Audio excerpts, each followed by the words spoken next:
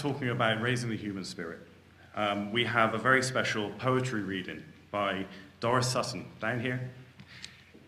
And she's traveled here from La Jolla, not very far, because I actually first met her in Ohio. Where was Dayton? Thank you. It was 2 years ago. She's loved poetry since she was 7 years old and has written ever since. So, shall I?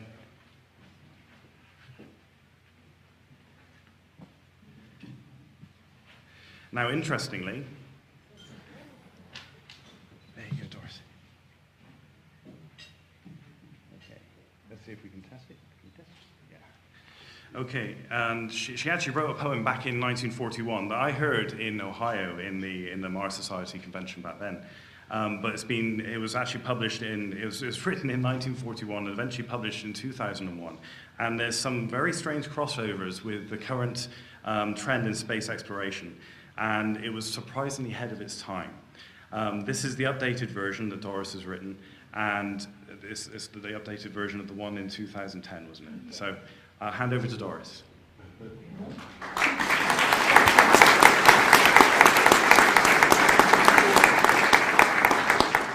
Good evening, everyone. The most beautiful, brilliant minds in America, looking forward to changing all worlds. And I can't tell you how thrilled I am to be here again. I was in Dayton 2 years ago and read my original poem that I had written in 1941, mind you. Last year I was busy having a stroke, and that's the reason I'm not standing up. I can't, but I would like to. Anyway, I have a microphone, so maybe I can be heard even though I can't stand up. And I'm going to read to you a poem that I wrote in 1941. I've been writing poems since I was 7 years old. You might have little kids at home who like to write poems. I started when I was 7. I didn't stop until maybe the last 6 months. I haven't written too many poems the last couple of months. But encourage your kids and let them express themselves, because it's a wonderful feeling. I wrote this poem in 1941. I was born in 1920. Paul and I are World War II people. We're probably the oldest people in the room. But anyway, in 1941, I was 21 years old.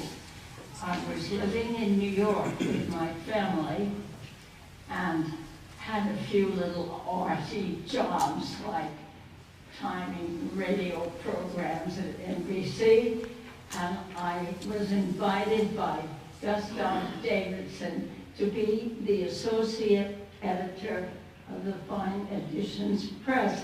So I was sitting around reading poetry most of the time. All of a sudden we had Pearl Harbor, and amazingly the sky seemed to be filled with planes. And of course there was a lot of great war poetry that had come out of World War I. Now we were on the verge of World War II. And I don't know how this poem happened. It just happened. Like all poetry, it just happens. And I didn't think much of it. And in 1945, I met my husband, Paul Sutton. Here he is.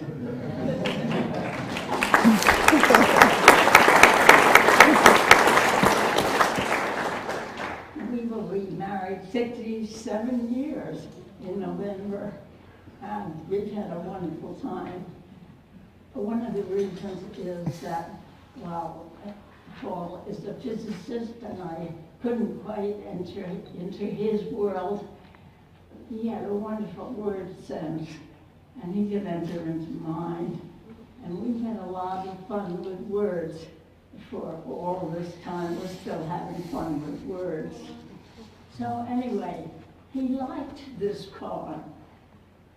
You can imagine, I'm 92 now, and I've written 2 or 3 poems, more or less, each week since I was 7. I have a lot of poems. But he liked this one. He said, it's amazing. You hit it even before things were known. You wrote about it. And if you've written poetry yourself, you don't know where the words come from and the ideas. They just kind of surge up inside of you. So with his encouragement, I valued this sonnet. It was a 14-line conventional sonnet, not like some of the modern sonnets that don't rhyme and don't have the right meter, a conventional sonnet. And 60 years later, in 2001, lo and behold, this sonnet appeared in a collection of poems. And Paul read it again, and he said, "This is good." So with that encouragement, I had the nerve to read it to the Mars Society in Dayton, and that was 2 years ago. Last year I was busy getting over my stroke, and now I'm back on the scene. But I changed the poem because originally it was called Marsmanaut, and it was about a single flyer who had the courage to go out into the unknown and face it all. But this year, I realized from what Paul told me also that there were perhaps 7 probes out there. It's no more a question of sending a single brave soul out into the unknown. The probes are coming back with all kinds of information. So I took the old sonnet and I spruced it up. And if I may, I will read it to you now. It is called MarsProbe 2012. Mars, our probes, plunging from the wingless earth, are sailing now with stars and flaming suns, flinging beyond the orbit of man's earth, beyond the arc and fury of man's guns, into silent worlds, high, white places, where rain is myth, absent God's own thunder.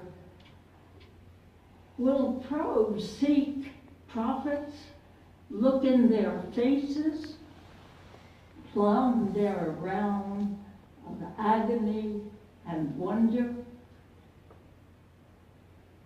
Mars probes in the skies, alien, alone, plummeting in peril up the skylands,